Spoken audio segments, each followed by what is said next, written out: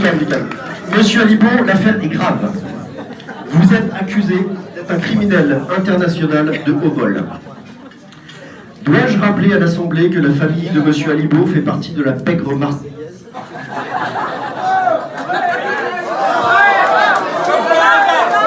De la pègre marseillaise depuis de nombreuses années.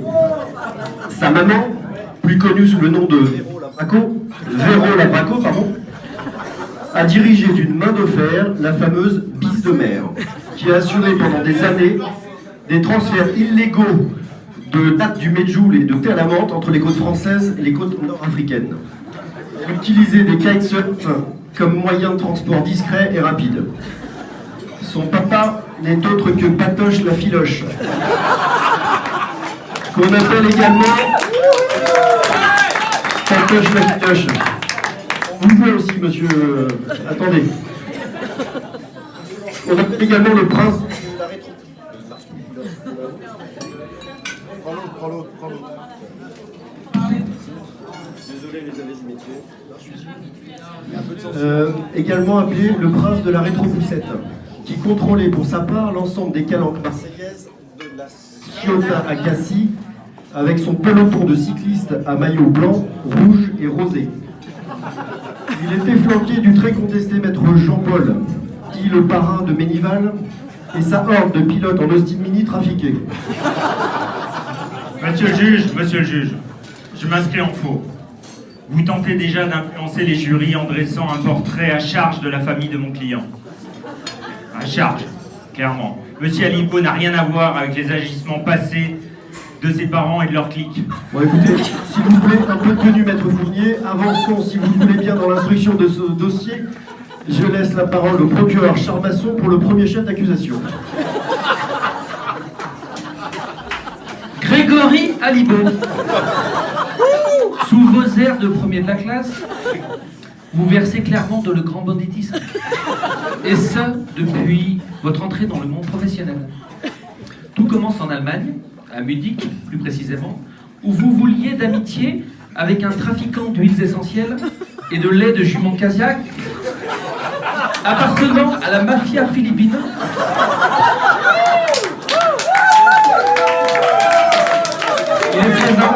Il est présent dans l'Assemblée. Un certain Jeff, alias la fausse patte de Manille. Puis, vous disparaissez. En menant l'enquête, nous retrouvons la trace d'un appartement que vous avez occupé sur l'île de Cuba, généreusement offert par une distillerie locale. Au dire de nombreux témoins, vous avez écoulé des quantités massives de liquide. Principalement du Anejo Especial, Barrel Proof et Massimo. Comme par enchantement, on vous retrouve en Suisse, pays bien connu pour son opacité. Vous poursuivez vos activités de flibustier, monsieur Alibo, en évaporant et en consommant du liquide de manière spectaculaire et indécente. Un bref passage à Paris vous donne l'occasion de créer une société écran unipersonnelle, Scalpel Galerie.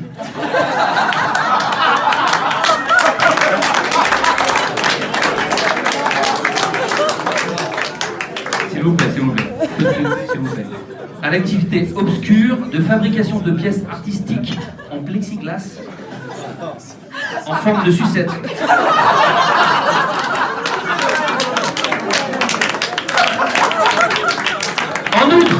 S'il vous plaît. En outre, vous logez sans en référer à l'administration fiscale. L'une de vos connaissances, un certain Mathieu C, qui sévit dans le trafic de matériel médical à destination des seniors. Et aujourd'hui, monsieur Alibo se permet de narguer l'administration fiscale française. Après s'être établi dans l'émirat de Dubaï, il aurait l'intention de rayer, de brûler et de raser l'intégralité du continent africain. Monsieur Alibo, vous êtes sans vergogne. La parole est à la défense.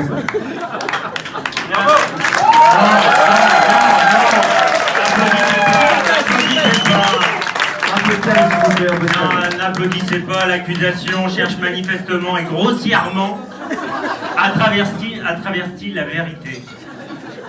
Mon client n'a cessé au cours de sa vie de satisfaire sa grande curiosité, son goût des voyages partagés avec l'ensemble de sa famille et son désir de s'accomplir professionnellement. Ainsi, de bouteilles en rasoir et de yaourts en briquet,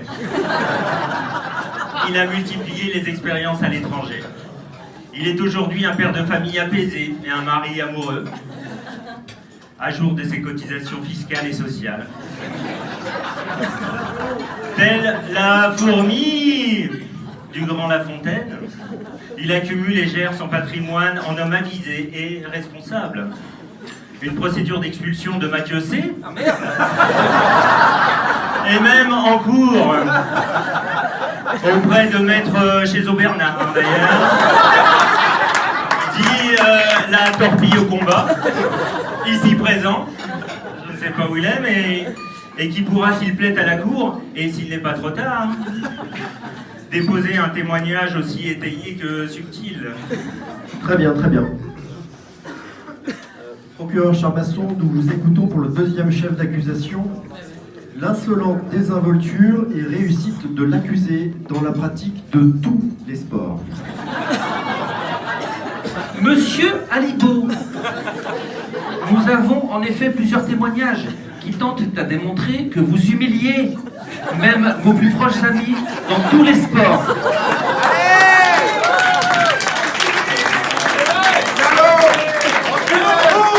Et ça, depuis votre temps d'enfance. Un premier témoignage de Zazou D, qui atteste de vos déviances dès votre plus jeune âge. Dès 12 ans, vous dominez d'une manière assez malsaine, il faut le dire, la scène du skateboard grenoblois, le Mozart du chapeau mexicain, le pape du Holy Flip, le Kaiser des rampes. Il semblait alors impossible d'exister face à vous.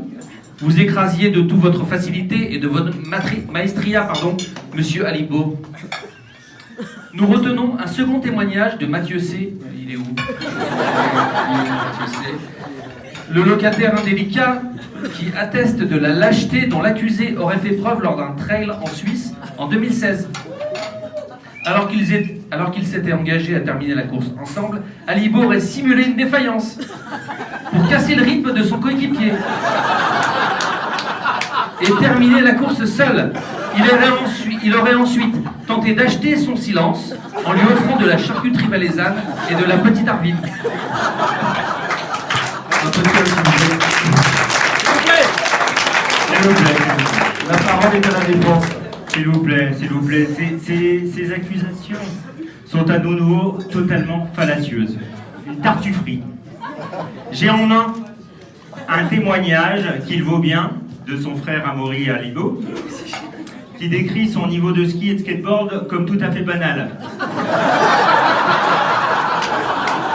Voire médiocre.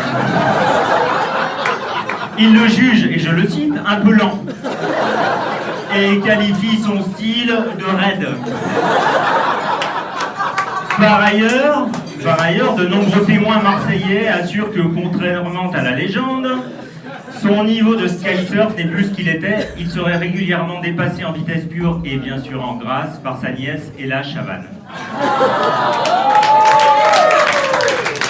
Et donc j'en conclus que les accusations portées à l'encontre de mon client relèvent de la simple jalousie et ne constituent certainement pas le début du commencement d'une preuve de vilainie. Bon, passons au troisième chef d'accusation. Dans ces cas-là, votre incapacité, monsieur Alibo, à prendre une décision dans des délais raisonnables. Monsieur Alibo, il vous est clairement reproché par l'ensemble de vos connaissances de faire preuve d'une hésitation qui confine à l'apathie. Les témoignages regorgent. Selon votre sœur Julie, votre attentisme dans le choix d'un appartement parisien l'aurait contrainte à choisir elle-même un bien pour votre compte dans le 18e arrondissement.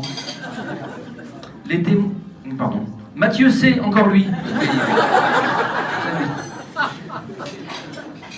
Alors ce Mathieu C fait état d'une journée horrible que vous lui auriez fait passer un samedi de mai 2015, durant laquelle vous auriez visité une demi-douzaine de magasins d'optique à la recherche de la paire de lunettes de soleil. Certains opticiens s'agaçant que vous demandiez à essayer le seul modèle non disponible dans leur échoppe. Alors, monsieur le procureur, permettez-moi, on porte à ma connaissance d'autres témoignages que je verse au dossier. Ah, très bien. On parle de vos non-décisions vestimentaires.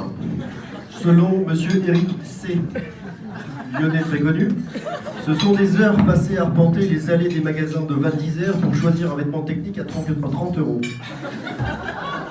Selon monsieur Romain F., ici présent, je l'ai vu, affirme lui avoir passé une matinée entière avec vous sur un marché de Bali à la recherche d'une chemise à fleurs à 2 € que vous n'avez finalement jamais portée. Et que dire, que dire enfin du fameux canapé jaune de vos parents? Preuve incontestable de votre incapacité à choisir, monsieur Alibaud.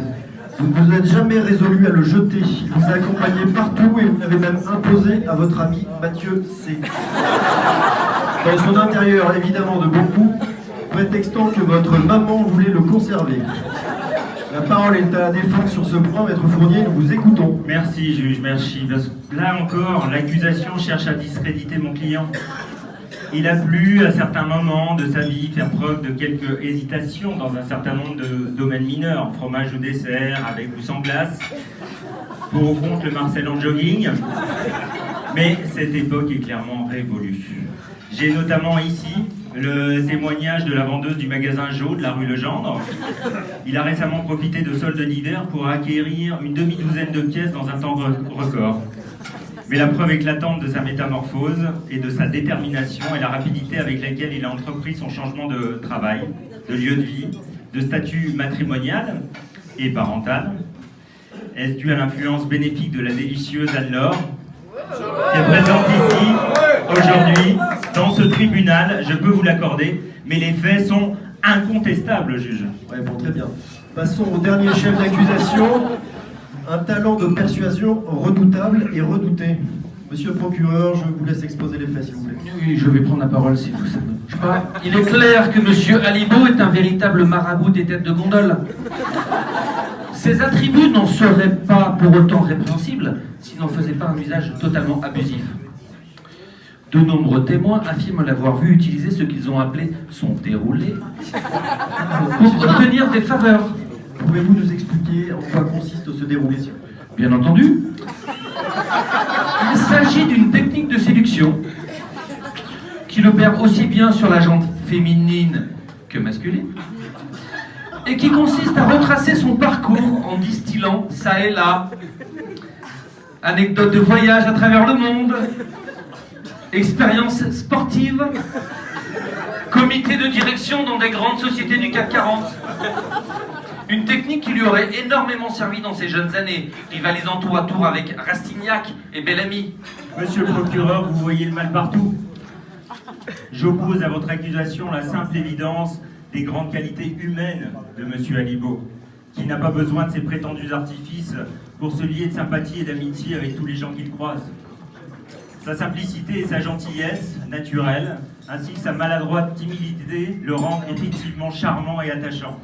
Et l'agacement que Grégory peut parfois susciter est rapidement balayé par l'affection que chacun a envie de porter à Grégory. Alors, le tribunal ne se retirera pas pour statuer devant ces plaidoiries. Pas de... Devant ces plaidoiries de qualité et les preuves irréfutables, je vous vois contraint de valider les accusations et de condamner l'accusé. Monsieur Alibaud, levez-vous, s'il vous plaît.